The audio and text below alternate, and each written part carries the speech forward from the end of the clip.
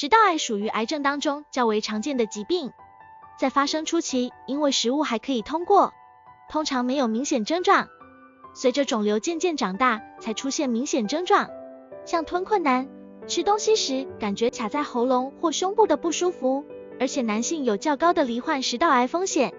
以下这些并发前征兆都不能忽视。1. 容易声音沙哑、咳嗽。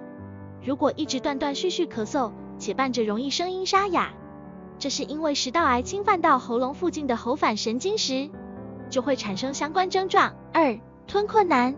吞出现困难，尤其吞较硬食物有疼痛感，感觉到食物附着在咽喉或胸部，吞异常超过1个月仍未消失，就要尽快就医，厘清病情来源。3. 胸口疼痛。食道癌其实也会出现胸口疼痛，疼痛感觉不像一般的刺痛，而是一种区块型的疼痛，甚至会痛到背部。4. 容易胃食道逆流。经常出现烧心痛的感觉，但找不到原因，尤其躺下时，胃食道逆流的不适更明显。5. 体重快速下降。因为觉得吞困难，所以选择比较软的流质食物，在饮食减少摄入之下，体重也会快速下降。